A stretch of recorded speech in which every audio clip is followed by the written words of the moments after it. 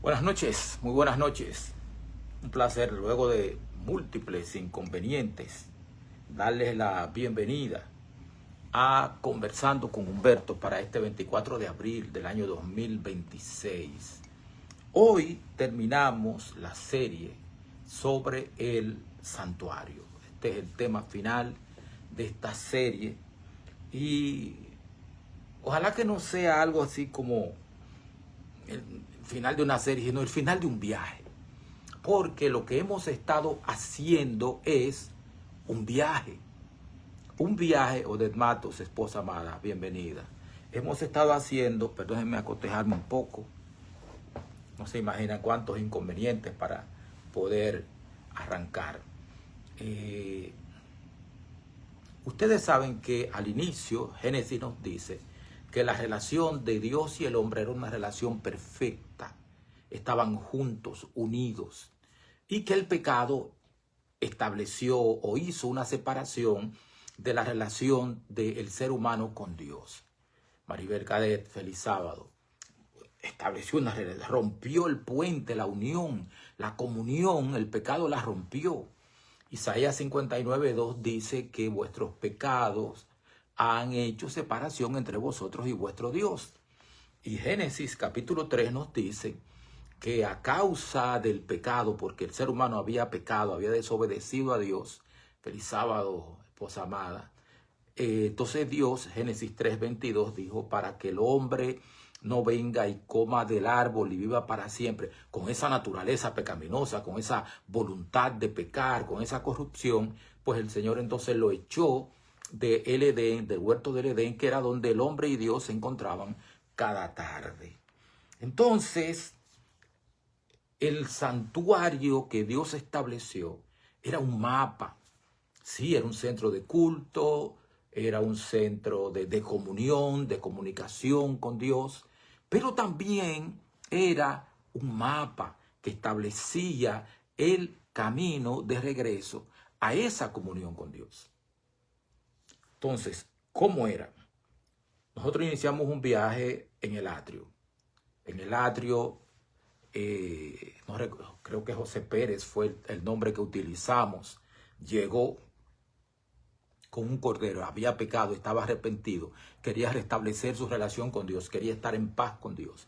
Llevó su cordero. Y el sacerdote lo recibe a los dos, al pecador arrepentido y al cordero. Amarran el cordero en una estaca y entonces amarran al cordero en una estaca. Bienvenido, mi hermano Ronnie.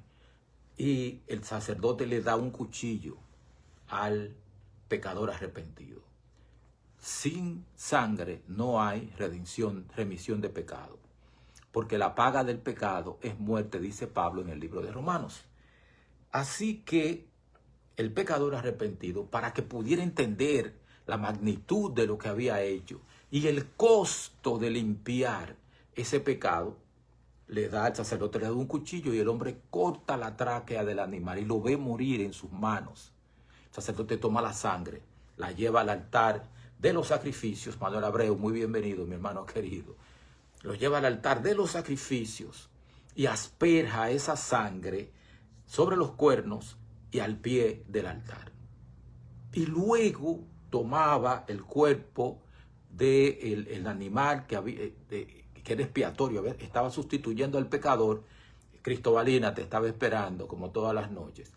Y pone el cuerpo del animal encima del altar, encima del fuego, y ahí fue consumido. Ese altar es la cruz. Feliz sábado, Manuel. Ese altar es la cruz. El cordero es Jesucristo. Juan el Bautista, cuando ve a Jesús que llega donde él a ser bautizado, le dice, he ahí el cordero de Dios que quita el pecado del mundo. Jesucristo es el cordero de Dios que quita el pecado del mundo. Y no solamente en sentido colectivo, también en sentido individual. Jesucristo es el cordero de Dios que quita mi pecado, que pagó por mi pecado. Isaías capítulo 53 dice, cada cual se apartó por su camino, mas Jehová cargó en él el pecado de todos nosotros. Dios puso sobre Jesucristo nuestro pecado. Entonces, ¿Qué aprendemos ahí? El altar es la cruz. El Cordero es Jesucristo. Ahí fueron redimidos nuestros pecados. Entonces, en el atrio, la sangre del Cordero y el fuego del altar nos enseñaron que nadie entra a la presencia de Dios sin pasar primero a través de la gracia que consume la culpa, que paga la segunda muerte. Nadie entra en comunión con Dios sin primero pasar por la sangre del Cordero y por el fuego del altar que consume la culpa. Hebreos 9:22, Levítico 1:4. No hay manera, nadie puede hacerlo. Y también aprendimos durante toda esta semana que la vida espiritual no comienza con lo que yo hago por Dios. No comienza ahí la vida espiritual. La vida espiritual comienza con lo que Dios hizo por mí. Cuando Abraham fue, Génesis 22, a sacrificar a Isaac, Isaac le pregunta, ¿está la madera, está el fuego? ¿Dónde está el cordero? Y Abraham le dijo a Isaac, Dios se proveerá de cordero. Eso fue lo que le dijo, Dios se proveerá de cordero. Y eso fue lo que Dios hizo, envió un cordero. Después de ahí, del altar de los sacrificios, nosotros, Stephanie Lundi, bienvenida, caminamos hacia el lavacro. Caminamos hacia el lavacro donde Dios no solamente limpia mi pecado pasado a través del bautismo, sino que Dios me prepara, me fortalece, me renueva, me transforma a través del proceso de santificación. Eso representa el lavacro, no solamente el bautismo, sino que también representa el proceso de santificación. Para poder entrar al lugar santo, para poder servir, para ser útil, yo necesito pasar por el proceso de santificación. Sed santos porque yo soy santo. Y también dice que sin santidad, nadie verá a Dios. Entonces, Dios forma un corazón nuevo en nosotros a través del proceso de santificación. Y entonces corremos la cortina que separa el atrio del lugar santo. Y ahí nos encontramos con el candelabro que nos enseñó a discernir, nos da luz para que veamos, para que podamos discernir lo que es verdad, lo que es mentira, lo que es de Dios, lo que no lo es, aunque lo parezca. Necesitamos la luz del Espíritu Santo y el aceite del Espíritu Santo, que hace que el candelabro brille e ilumine. Varias cosas al respecto dijimos. Dijimos que el Espíritu Santo convence de pecado, de justicia y de juicio. Mientras vamos caminando en el camino que Dios nos ha trazado de santificación, nosotros podemos caer en pecado. Puede suceder, Primera de Juan capítulo 2, versículo 1, estas cosas os escribo para que no pequéis. Y si alguno hubiese pecado, abogado tenemos en Cristo. Eso. Y también nos dice que el Espíritu Santo nos guiará a toda verdad. O sea, el conocimiento, la luz del entendimiento, del discernimiento, viene precisamente dirigido por el Espíritu Santo. También fuimos a la mesa de los panes de la proposición, donde el pan nos sostuvo en el camino. Dios proveyó para nosotros, provee para nuestro sustento, para que podamos nosotros también ser útiles. Y también fuimos al altar del incienso. Fuimos al altar del incienso, donde por fe nos envolvió la certeza de que nuestras oraciones no se pierden en el aire. Nuestras oraciones no se quedan en el techo.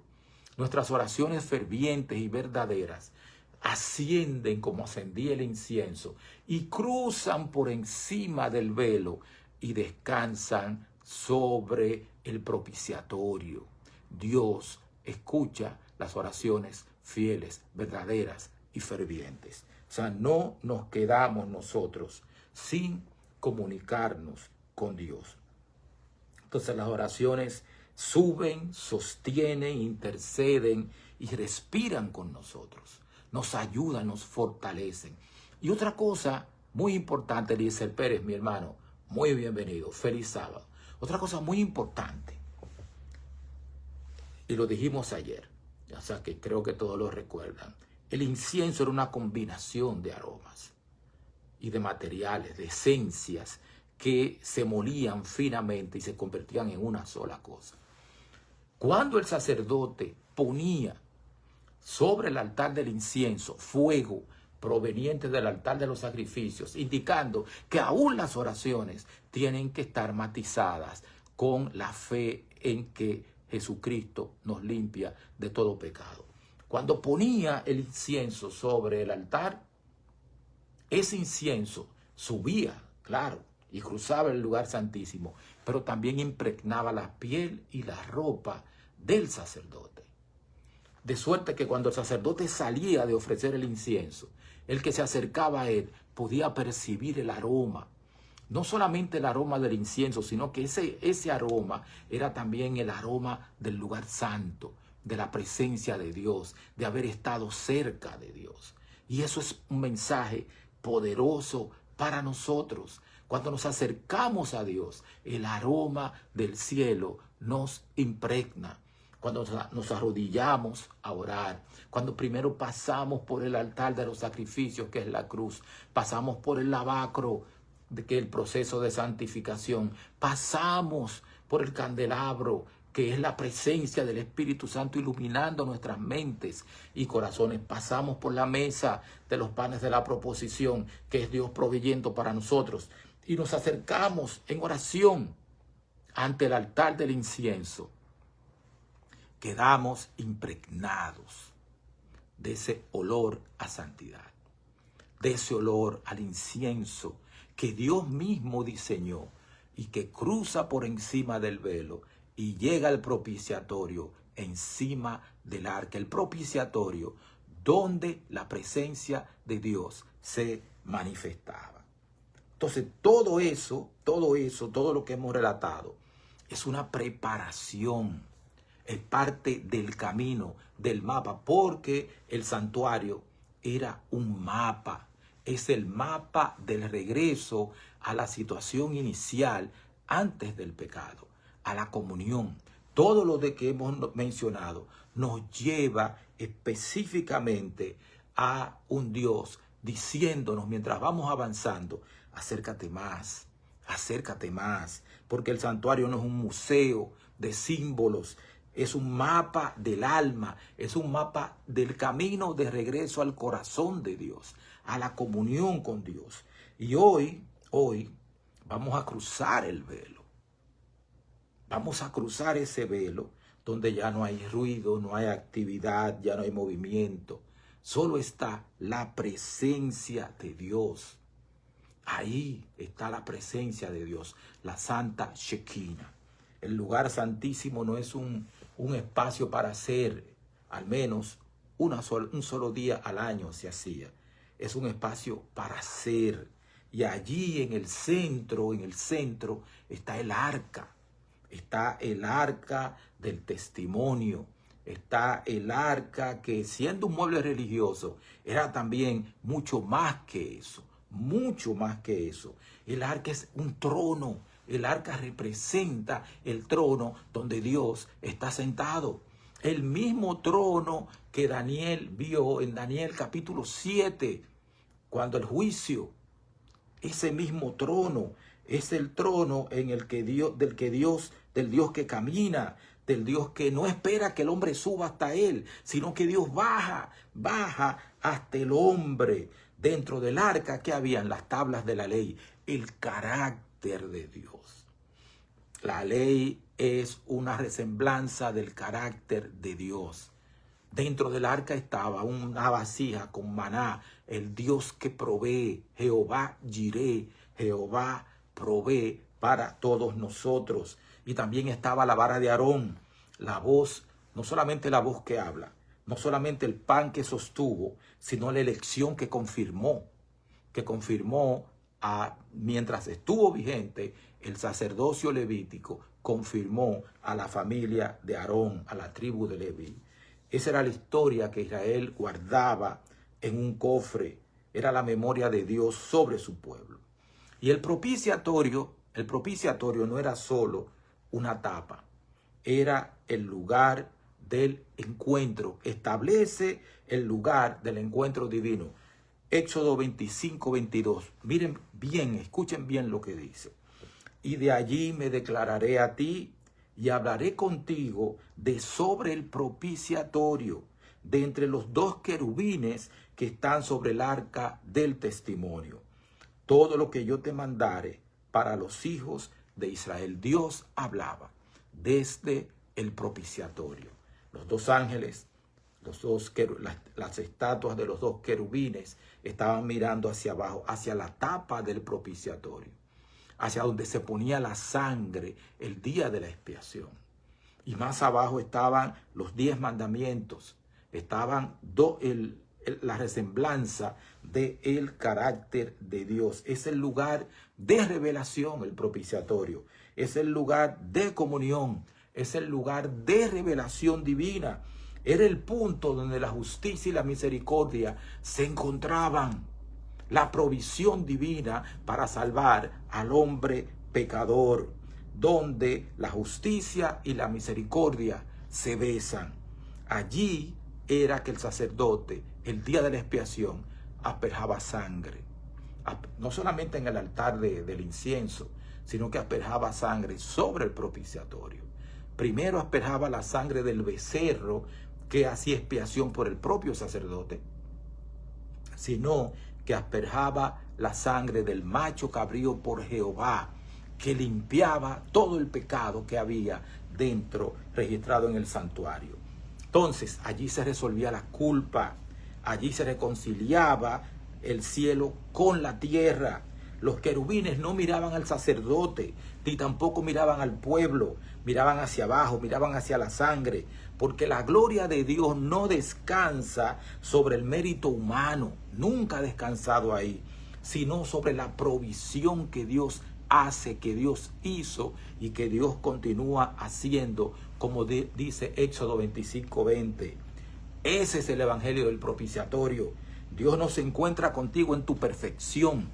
Dios se encuentra contigo en su provisión para salvarte, para santificarte, para hacerte crecer, para hacerte desarrollar como cristiano, para poner en ti un carácter semejante al carácter de Jesucristo. Tú no eres perfecto, Dios sí es perfecto. Pero para poder entender lo que Dios estaba construyendo, nosotros tenemos que entrar en Levíticos capítulo 16. Es en el día más sagrado del calendario judío, todavía lo es, pero el día más sagrado en el Antiguo Testamento era el día de Yom Kippur, el día de la expiación. Levíticos 16, 1 al 34, lo pueden leer en sus casas después que termine esta transmisión. Una vez al año, solo una vez al año, podía el sumo sacerdote, únicamente el sumo sacerdote, entrar al lugar santísimo. ¿Cómo entraba? En primer lugar, muchas gracias, mi querido hermano Eliezer. ¿Cómo entraba? En primer lugar, el sumo sacerdote se despojaba de las ropas grandiosas para gloria y hermosura, con el pectoral, el urín, el tumín, las 12 piedras. Todo eso se lo quitaba y se quedaba solamente con el vestido de lino. Calzoncillos de lino, túnica de lino, turbante de lino y un cinturón de lino. O sea, no entraba con poder, entraba humildemente, plain, sin nada que lo representara o lo engrandeciera. Humildemente entraba. No entraba, y entraba solamente con incienso, pero el incienso que Dios había dicho que podía llevar. Y entraba con ese incienso, asustado también. De hecho, en épocas posteriores, hacían dos cosas. En primer lugar, el sacerdote tenía campanitas abajo en el vestido y también una soga que lo amarraba. En caso de que no saliera, lo alaban. No hay registro de que haya sucedido eso con alguien, pero solamente con los dos hijos de Aarón, con Nadab y Abiú. Fue lo que sucedió. Entonces, entraba, tomaba fuego del altar de los sacrificios, lo ponía en un incensario y entraba con incienso. Ese incienso nublaba el arca y nublaba el propiciatorio para que el sacerdote no muriera. Antes de eso tenía que ofrecer un becerro por sus propios pecados, pidiendo perdón por sus propios pecados, porque ni el hombre más consagrado de Israel podía presentarse delante de Dios sin primero reconocer su propia necesidad. O sea, feliz sábado Reinaldo, tenía que humillarse delante de Dios. Solo entonces tomaba la sangre y entraba. Y primero ofrecía sacrificio, asperjaba la sangre sobre el propiciatorio por él mismo, para expiación de sus pecados. Cuando entraba, en silencio total, fuera no había nadie hablando, había gente fuera del atrio, todos esperando, pero no había nadie hablando, haciendo bulla. Todo el mundo estaba en oración, en ayuno, pidiendo perdón por su situación. Feliz sábado, mi hermana Solange. O sea, todo el mundo estaba en humildad y ofrecía y asperjaba la sangre 7 veces sobre el propiciatorio.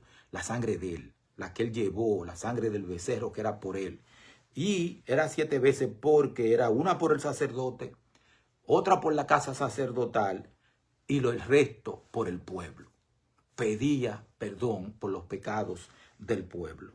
Nadie trabajaba, todo el mundo estaba en ayuno, todo el mundo estaba en inquietud, nadie hablaba, todo el pueblo sabía que en ese momento se estaba llevando a cabo algo tremendo, terrible, grandioso a favor de ellos detrás del velo. Eso se estaba llevando a cabo. Y cuando el sumo sacerdote salía vivo, porque él también podía morir, como dijo Manuel Abreu, si entraba de manera incorrecta, el pueblo respiraba, suspiraba. ¿Por qué? Porque la culpa había sido cubierta. El pacto había sido renovado. Eran pueblo de Dios. Pero el rito no terminaba ahí. Antes de todo eso, el mismo día de la expiación, el pueblo traía 2 machos cabríos, se echaban suerte. Un macho cabrío por Jehová y un macho cabrío por Azazel. Entonces, sacrificaban al macho cabrío por Jehová. El sacerdote tomaba de la sangre del macho cabrío por Jehová y volvía y entraba al lugar santísimo. Recuerden que todavía estaba lleno de la nube de incienso.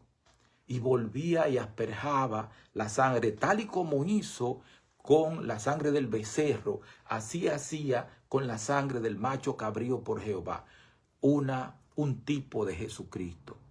Y esa sangre borraba todos los pecados que estaban registrados en el santuario.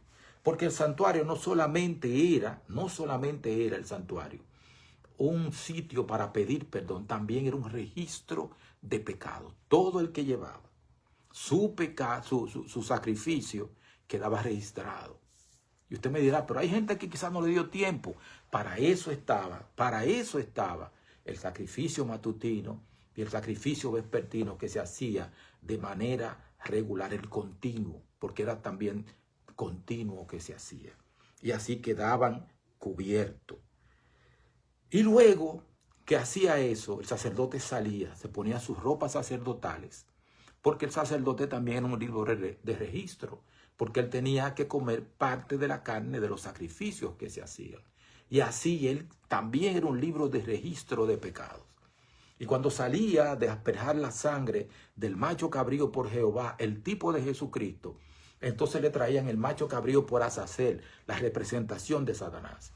Y entonces el sacerdote le ponía las 2 manos sobre la cabeza al macho cabrío por Azazel y confesaba todos los pecados que habían sido confesados por el pueblo de Israel. Déjenme decirle algo que ustedes saben, pero yo se lo voy a recordar. Satanás es el causante de todos los pecados que yo he cometido. Yo soy culpable, pero mi culpa yo la llevé a Cristo. Ahora pues ninguna condenación hay para los que están en Cristo Jesús. Romanos capítulo 8, versículo 1. Justificados pues por la fe, tenemos paz para con Dios. O sea, mis pecados, Jesucristo los cargó en la cruz y en Él obtuve perdón. Pero esos pecados son transferidos a través del sacerdote, que también es un tipo de Jesucristo, son transferidos a Satanás. Satanás va a pagar en el lago de fuego de Apocalipsis 20 por todos los pecados que me tentó y yo cedí, me tentó a cometer. Él va a pagar por todo eso. Por eso Satanás va a ser el último en quemarse, va a durar muchísimo quemándose. Pero yo no me voy a quemar porque Jesucristo en la cruz del Calvario pagó por mis pecados, cubrió mi culpa, me sustituyó en el lago de fuego. En la muerte segunda, Jesucristo me sustituyó y por eso yo tengo acceso a la vida eterna. Pero aquellos que no pidieron perdón, que no creyeron en Jesucristo, que no aceptaron la salvación que Dios provee, van a tener que responder ellos con sus vidas en el lago de fuego. Y así, el macho cabrío por Azazel era llevado al desierto, fuera, lejos, y el pueblo quedaba en paz, el pacto estaba renovado, todo el mundo estaba perdonado y respiraban en paz, en tranquilidad. Entonces, fíjense en la profundidad de lo que nosotros estamos dibujando. El primer movimiento de todo lo que se hace apunta a la cruz. Mis culpas, pagadas por Cristo, cuya sangre fue presentada en el santuario celestial. Hebreos capítulo 9, versos 12 y 24. El segundo apunta al final de la historia. Cuando todo haya sido juzgado, cuando los que aceptaron a Cristo descansen en la gracia de Dios que los cubrió, que nos cubre ahora, y los que los rechazaron enfrenten el peso de su decisión de no haber aceptado el llamado de Dios al arrepentimiento. Entonces Satanás va a pagar por mis culpas, que son muchísimas. Él va a pagar por eso. Cargará con la responsabilidad última de todos los pecados, de todos los que se han arrepentido a través de la edades y han aceptado el llamado de Dios. Es Satanás quien va a pagar por esas culpas. Sí, Norma, va a arder más que una astilla de cuava. Eso sí es verdad. O sea, Satanás no va a arder como un sustituto que expía, sino como culpable que responde por sus culpas y por las culpas de toda la gente que se arrepintió. Entonces, cuando eso sucede, nosotros entonces volvemos a estar en paz con Dios. Y es lo que está sucediendo ahora en el cielo. Es poderoso. La sangre de los animales, dice en Hebreos 10, 1 al 4, no podía borrar el pecado definitivamente. Solo podía prever, profetizar, señalar, apuntar hacia el único que podría hacerlo, a Jesucristo, cuando vino. El día de la expiación no era el destino, era el mapa completo del destino. Cruz, intercesión, juicio, erradicación, paz cósmica, todo estaba ahí. Todo absolutamente estaba ahí, dibujado en sangre, en lino blanco, en un desierto y en un trono de oro, una vez al año, esperando a aquel que cumpliría todo de una vez y para siempre. Apocalipsis 21:3. Es hasta ahí, así, hasta Apocalipsis 21:3, que apunta a todo lo que estamos diciendo. Oí una potente voz que provenía del trono y decía: he aquí, el tabernáculo de Dios está entre los hombres. Él habitará en medio de ellos y ellos serán su pueblo. Dios mismo estará con ellos y ellos serán su Dios. Todo el proceso del santuario apunta a que volvamos a poder vivir en la presencia de Dios. Para siempre no habrá muerte, llanto, dolor, hambre, enfermedad, nada de eso. Todo esto a que Satanás nos tiene sometidos será eliminado para siempre y podremos vivir en paz. Jesucristo presentó su sangre derramada en la cruz del Calvario delante del Padre para darnos a nosotros la oportunidad de ser recibidos en el cielo y en la tierra renovada. Entonces Cristo es nuestro propiciatorio, el lugar donde la justicia y la misericordia se abrazan, el trono de gracia al que podemos acercarnos con plena confianza. Entonces Juan vio todo esto en Patmos. A partir de Apocalipsis 21, paz, seguridad, tranquilidad. Estamos con Dios y viviremos en Él. Entonces, hoy nos estamos despidiendo de este tema. Dios nos ha llevado paso a paso hasta su corazón, de vuelta otra vez al Edén, de vuelta al santuario, de vuelta a la paz, de vuelta al mundo con un corazón nuevo, de vuelta al proceso de la santidad. Así que no digamos que esto terminó aquí. Digamos que Dios nos ayude a crecer, a desarrollarnos espiritualmente. Que Dios les bendiga. Muchas gracias por haberme acompañado. Muchas gracias a Eliezer por repostear estos temas. El domingo comenzamos una nueva serie acerca de la iglesia de éxito. Los invito a que me acompañen. Oramos. Gracias, Dios, por toda la gente que ha visto este programa esta noche y que lo va a ver. Bendícenos grandemente y ayúdanos a crecer en ti, a ser transformados, a ser renovados. En el nombre y por los méritos de Jesucristo, tu Hijo. Amén. Que Dios les bendiga. Muchas gracias.